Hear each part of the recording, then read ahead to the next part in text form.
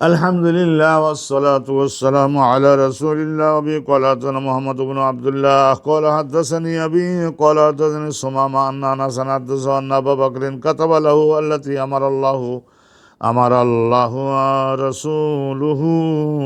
এরকমের পড়া যায় আমারাল্লাহু রাসূলুহু আমাম বালাগাত। এই হাদিস খান আপনারা সনদটা তো বুঝে গেছেন, তো ওটা বাংলায়ও বলি। ইমাম বুখারী রহমতুল্লাহ শিক্ষক হচ্ছেন মোহাম্মদ ইবনে আবদুল্লাহ, তার শিক্ষক হচ্ছেন ওনার বাপ। তা মোহাম্মদের বাপের নাম আবদুল্লাহ। রসুল্লাহর বেলায় যেমন রসুল্লাহর বাপের নাম আবদুল্লাহ, রসুল্লাহর নাম হলে মোহাম্মদ। তো এরাও ওরকম তাল দেওয়ার চেষ্টা করেছেন। ইমাম বুখারী রহমতুল্লাহ আলাইহির শিক্ষক মোহাম্মদ, তিনি শুনতেছেন ওনার বাপ আবদুল্লাহ থেকে। বাপও মুহাদ্দিস, ছেলেও মুহাদ্দিস হতে পারে, ভাগ্যে থাকলে হতে পারে। আর এই ধরনের যদি বাপের আমল যদি খুব এই ধরনের মহাপবিত্র হয়, তাহলে এই ধরনের হয়। বাপকেও আল্লাহ মুহাদ্দিস বানিয়েছেন, ছেলেকেও মুহাদ্দিস মুফাসসির বানিয়েছেন, এরকম আলহামদুলিল্লাহ হয়ে থাকে। তাহলে এখন আবদুল্লাহর শিক্ষক হচ্ছেন হজরতে সুমামা, তার শিক্ষক হজরতে আনাস বিন মালিক। তা আনাস বিন মালিক রাদিয়াল্লাহু তাআলা আল্লাহ নবীর খাদেম ছিলেন। তো নবী পাকের জন্য মেসক আনো, আনাস দৌড়েই গিয়ে মেসক, হুজুর পানি দোকান থেকে এই মালটা আনো, তাইলে তোমার আম্মু এরকম বলেছেন এই মালটা আনতে হবে। তা আলহামদুলিল্লাহ ঝড়ের গতিতে নবী পাকের খেদমতে থাকতেন না। আর অনেক জ্ঞান বুদ্ধি, রসুলুল্লাহর এই কাছাকাছি থাকার মতো নবী পাকের তো আর কোনো পুত্র সন্তান তো আর জীবিত ছিল না। আসল কথা হলো এই, তো সেই জন্যই নবী পাক এই ছোটো ছোটো বাচ্চাদেরকে ওই সন্তান থাকলে যেভাবে বাপে আদর করেন, তা সেই আদরগুলিতে থেকে গেল। ভোগ করবার তো আর লোক হলো না। পরে হাসান হোসান হয়েছিলেন, তো তাদের বেলায় নবী প্রয়োগ করেছেন। কিন্তু আনাস বিন মালিক এই সুযোগটা গ্রহণ করে নিলেন। হজরতে আনাস বিন মালিক পরবর্তীতে উনি কি হয়েছিলেন, উনি বাহরাইনের গভর্নরও হয়েছিলেন আল্লাহর রহমতে। আন্না আনাসান হাদ্দাসা, হজরতে আনাস বিন মালিক সুমামাকে বর্ণনা করেছেন। আন্না আবা বাকরিন, হজরতে আবু বকর সিদ্দিক রাদিয়াল্লাহু তাআলা আনহু, আল্লাহ নবীর খলিফা, কাতাবালাহু, উনি লিখিতভাবে দিয়েছিলেন যে জাকাত তো আদায় করতে হবে। বাহরাইনের ওই সমস্ত নাগরিকদের নিকট থেকে জাকাত তো আদায় করতে হবে, জাকাত তো সংগ্রহ করতে হবে, কিন্তু কোন আইনের ভিত্তিতে? বিশৃঙ্খলা তো আর করা যাবে না, নবীর আইন দ্বারা তো অনুমোদিত হতে হবে সেই জাকাত সংগ্রহ করাটা। কাতাবালাহু, হজরতে আনাস বিন মালিকের কাছে হজরতে আবু বকর সিদ্দিক লিখেছিলেন আল্লাতি আমার আল্লাহু রাসূলহু।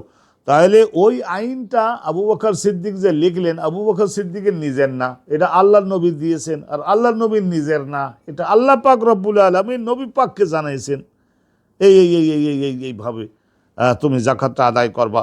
আল্লাতি আমার আল্লাহু রাসূলহু, আল্লাহ পাক রব্বুল আলামিন নির্দেশ দিয়েছিলেন তার রাসূলকে।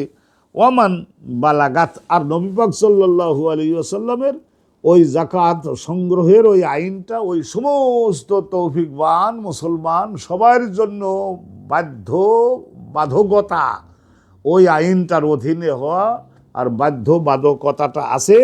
এই বক্তব্য যাদের নিকটে পৌঁছিয়ে যাবে, তারা জানতে পারবার পরে ওই আইনটা অনুসরণ করে জাকাত দিতে বাধ্য হবে।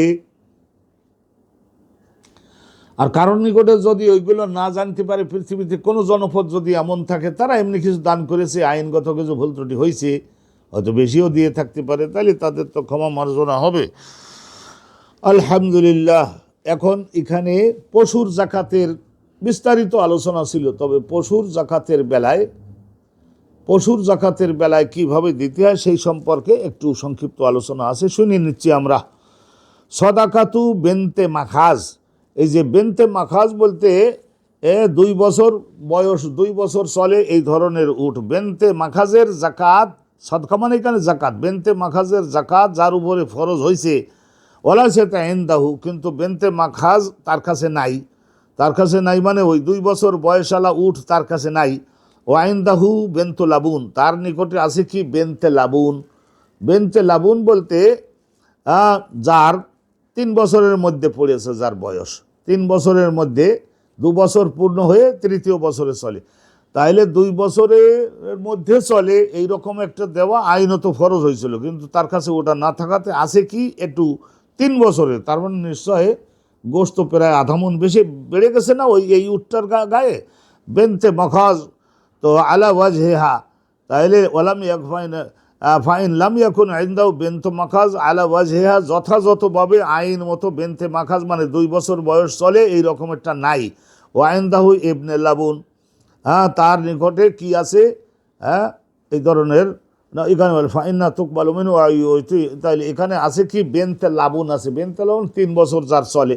ফাইন্না তুকবালু মিনহু, রাসূলুল্লাহ বলে দিলেন যে ঠিক আছে ওই বেনতে লাবুন যে একটু 1 বছর বেশি বয়সের যেটা এইটাই তুমি গ্রহণ করো, ওর কাছে যেহেতু 2 বছর বয়সেরটা নাই, কি করবা, পিড়াপিড়ি করবা, তাহলে তুমি একটা কাজ করো 3 বছর বয়স হলে ওইটা নেও, আর তোমার নিজের পক্ষ থেকে ওকে তুমি একটা কাজ করো, যেহেতু বেশি গোশতওয়ালাটা নেছো অর্থাৎ 20টা দিরহাম তাকে দিয়ে দাও, ওই যে জাকাত দিল তাকে 20 দিরহাম দিয়ে দাও, যেহেতু গোশত তার এই উটটার মধ্যে গোশতটা একটু বেশি।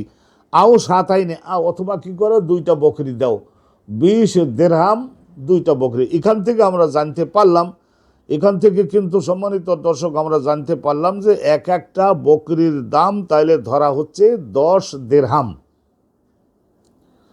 তাইলে 20 দিরহাম দিয়ে দাও, নগদ টাকা যদি থাকে গুনি গুনি 20 দিরহাম, এই যে আপনার কাছ থেকে বেশি গোশতওয়ালা উটটা নিলাম সেই জন্য আপনাকে 20 দিরহাম দিয়ে দিলাম অতিরিক্ত গোশতটার দাম, অথবা 2টা বকরি তাকে দিয়ে দাও। ফাইন লাম ইয়াকুন ইনদাহু বিনতু মাখাজ, আর ওর নিকটে যদি ওই জাকাত দাতা যে তার নিকটে বেনতে মাখাজটা নাই, আলা ওয়াজহিহা যথাযথভাবে আইন মতো বেনতে মাখাজ নাই, কিন্তু তার নিকটে ইবনে লাবুন আছে, ওই বেনতে লাবুন ইবনে লাবুন এটা একই জিনিস, তার মানে 3 বছর বয়স চলে, কিন্তু আগেরটা হলো মাদি আর এটা হলো বেটা ছেলে পুরুষ, তার মানে এটা হচ্ছে এড়িয়ে বাছুর।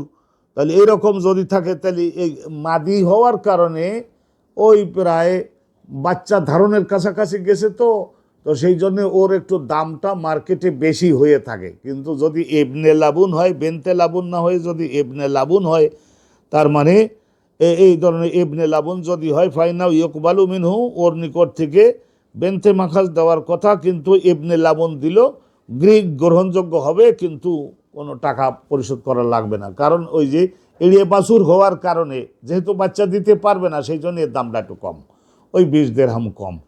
তাহলে বোঝা যাচ্ছে যে ওই বেনতে মাখাজ এইটা দেওয়ার কথা, কিন্তু এইটা দিতে পারলো না, দিল কি ইবনে লাবুন, গ্রহণযোগ্য হবে এবং আর অতিরিক্ত টাকা দেবে না, কারণ এটা হলে এড়িয়ে বাছুর, এর তো আর বাচ্চা হবে না, বংশ বাড়বে না, সেই জন্য এর দাম কম। কিন্তু যদি বেনতে লাবুন দিতে পারতো তাহলে ওই যে আমরা যেটা জানলাম যে এখানে ওই মোসাদ্দেক মানে জাকাত কালেক্টর, গভর্নমেন্টের অফিসার, তিনি ওই জাকাত দাতাকে আরও 20 দিরহাম অতিরিক্ত আবার রিফান্ড করবেন, এক করে দিবেন, আর না হলে 2টা বকরি, বলে আমার এখানে বহু অন্য জায়গাতে কালেকশন করছি, 2টা বকরি আপনি নিয়ে যান। তাহলে বোঝা গেল একটা বকরির দাম বাবদে রাসূলুল্লাহ ধরতেন কত, ওই 10 দিরহাম ধরতেন। আলহামদুলিল্লাহ রাব্বিল আলামিন। এইটা আমরা শুনলাম। আর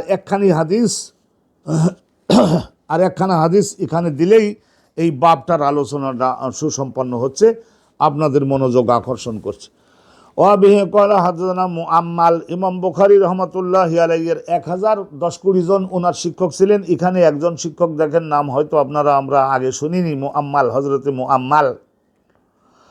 ওয়াবিহি ক্বালা হাদাসানা মুআম্মালুন ক্বালা হাদাসানা ইসমাঈল আন আইয়ুব, আইয়ুব বলতে আইয়ুব সুখতিয়ানি, আন আতা ইবনে আবি রিবাহিন ক্বালা ইবনে আব্বাস, আতা ইবনে আবি রিবাহিন তাবিঈ, আব্দুল্লাহ ইবনে আব্বাসের বিখ্যাত ওরকম হাজার খানেকের মতো ছাত্র ওনার ছিলেন।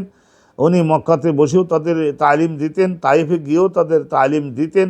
বর্তমানে হজে গিয়ে যারা আপনারা তাইফে গমন করে থাকেন, আব্দুল্লাহ ইবনে আব্বাসের বাড়ি এবং ওনার মসজিদ আলহামদুলিল্লাহ 1500 বছর পরেও মহা সুন্দরভাবে রয়েছে। ওই জায়গায় আব্দুল্লাহ ইবনে আব্বাসের ছাত্র ছিলেন আতা ইবনে আবি রেবাহ, আবি রবাহ, 2 রকমের পড়তে পারেন। তো হযরত আব্দুল্লাহ ইবনে আব্বাস বলতেন, আশহাদু আলা রাসূলিল্লাহ সাল্লাল্লাহু আলাইহি ওয়াসাল্লাম, নবী করিম সাল্লাল্লাহু আলাইহি ওয়াসাল্লামের সঙ্গে ওই রাসূলুল্লাহরও এটা কৌশল ছিল, অসাধারণ ব্রেনি এবং অল্প বয়সের যারা এই সাহাবা, তাদেরকে নবী পাক সাল্লাল্লাহু আলাইহি ওয়াসাল্লাম কোনো একটা আমল বাস্তবায়ন করতে যাচ্ছেন, তো তাদেরকে হাত ধরে নিতেন যে এই প্রথম থেকে আমি কি কি কর্ম করি সেগুলি সমস্ত দেখো, স্মরণে রাখো, প্রচার করতে হবে তোমাকে, চলো। তাহলে আব্দুল্লাহ ইবনে আব্বাস নবীর চাচাতো ভাই না, অনেক আদর করতেন। তো নবী করিম সাল্লাল্লাহু আলাইহি সাল্লামের সেটা তো হলো নূরে নবুয়াত, সেইটা তো আর কোনো কথা না। কিন্তু রসুলুল্লাহ রক্তের যারা ছিলেন তাদের সকলের ওই রকমভাবে বডিতে অসাধারণ সৌন্দর্য হতো। আবদুল্লাহ ইবনে আব্বাস রাদিয়াল্লাহু তাআলা আনহুমা, আব্বাসও সাহাবী, আবদুল্লাহও সাহাবী, আনহুমা ও আনহুমা সনদের মধ্যে বাকি যারা রয়েছেন তাদের উপরেও আল্লাহ মহানন্দিত হন, যুগের শ্রেষ্ঠ শ্রেষ্ঠ ওলি এবং আলেম। আশহাদু, তিনি বলছেন যে আমি নিজে দেখেছি এবং শুনেছি, নিজের চোখে দেখেছি এবং নিজের কানে শুনেছি, আমি ঘটনাস্থলে হাজির ছিলাম। রসুল্লাহ সাল্লাল্লাহু আলাইহি ওয়াসাল্লাম সাল্লাহ আলা রাসূলিল্লাহ সাল্লাহ, নবী করিম সাল্লাল্লাহু আলাইহি ওয়াসাল্লাম,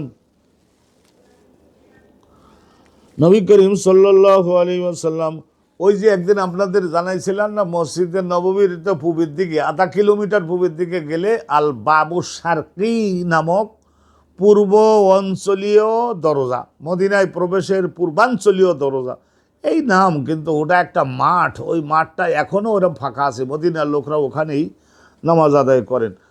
আল্লাহ সাল্লাম কবলাল খুতবা, নবী করিম সাল্লাল্লাহু আলাইহি ওয়াসাল্লাম তিনি এই যে ঈদুল ফিতর বা কোরবানির ঈদ, ঈদুল সলাতু ঈদুল আদহা, এইটা নবী করিম সাল্লাল্লাহু আলাইহি ওয়াসাল্লাম আদায় করতেন তো খুতবা দিতেন পরে, আর নামাজ আদায় করতেন আগে।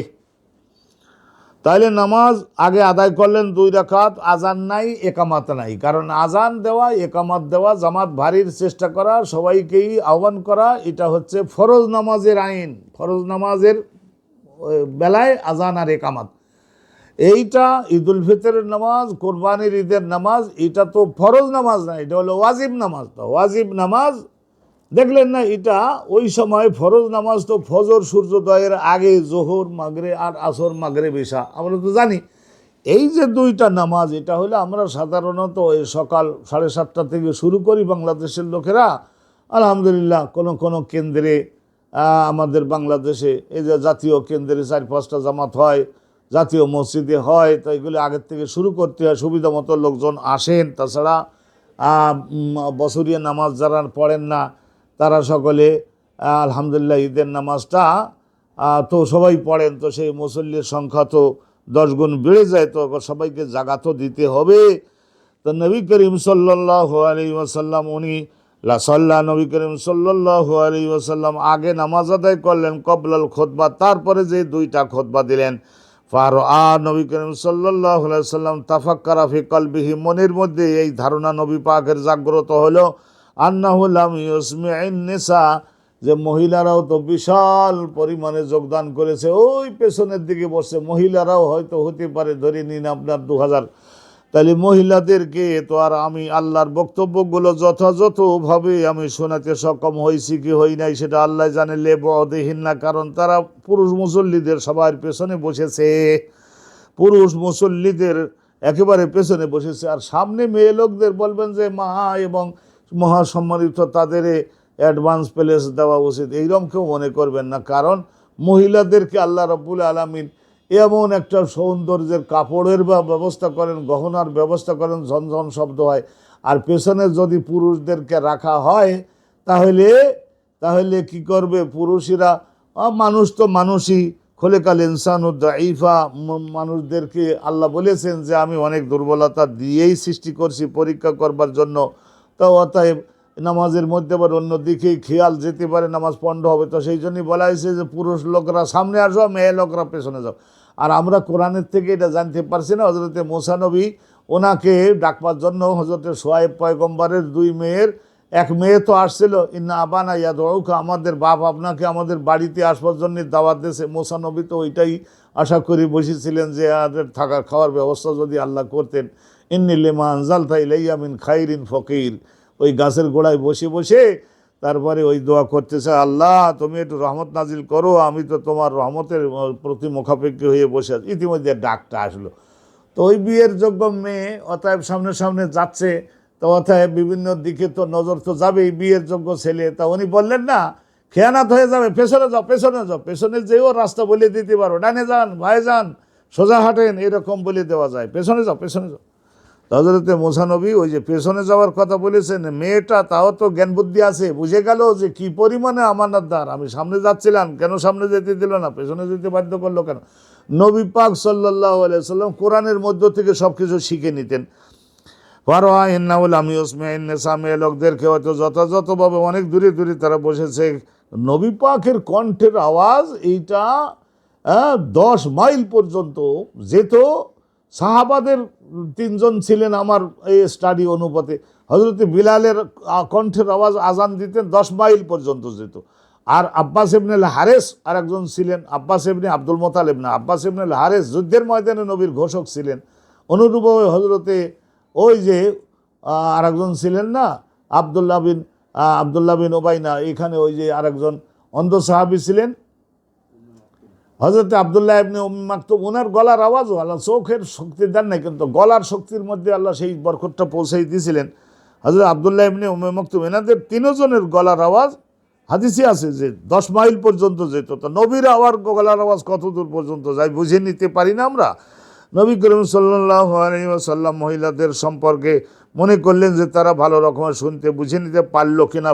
আতাহুন্না, নবী পাক তাদের নিকটে আসলেন। ওয়া মাহু বিলাল, ও নবী পাক সাল্লাল্লাহু আলাইহি ওয়াসাল্লামের অর্থমন্ত্রী এবং মুখ্য সচিব হযরতে বিলাল রাদিয়াল্লাহু তাআলা আনহু, উনি নবী পাকের সঙ্গে থাকতেন। আরও 8-10 জন সাহাবী থাকতেন, কিন্তু বিলাল উনি যেহেতু দায়িত্বশীল, ওনার কথাটা বিশেষ করে উল্লেখ করা হলো। না সেরন সাওবাহু, ওই মহিলাদের ওই জায়গায় এসে নবী করিম সাল্লাল্লাহু আলাইহি ওয়াসাল্লাম না সেরন সাওবাহু, বিরাট একটা চাদর নিতেন, যাতে করে টাকাটা দেওয়া, দূরে দাঁড়াইয়েও টাকাটা নিক্ষেপ করে দেওয়াটার সুবিধা, এই ধরনের বড় কাপড় জনগণের জন্য কিভাবে দেওয়ার সুবিধা হবে, কিভাবে রসিদ পৌঁছানোর সুবিধা হবে, এই সমস্ত দিকে আমাদের আকল বুদ্ধি খাটিয়ে, জ্ঞান বুদ্ধি খাটিয়ে খুব ভালো রকম মনোযোগ দেওয়ার দরকার। না সেরুন সহবাহতে বিলাল নিজের বিরাট চাদরটাকে অন্যদের সহযোগিতা নিয়ে বিরাট প্রসারিত করে ধরলেন। ফাওয়াজাহুন্না, নবী পাক মহিলাদের উদ্দেশ্য করে বিশেষ কয়েকটা পয়েন্টে ওয়াজ করলেন। ও আমার হাওনা, নবী শেষে এই সমস্ত মানবিক দুর্বলতার কথা উল্লেখ করে তাদেরকে নির্দেশ দিলেন আইয়াতা সাদ্দাকনা, তারা যাতে সদকা করেন, তারা যাতে দান করার মাধ্যমে গুনাহগুলো ক্ষমা করিয়ে নেন।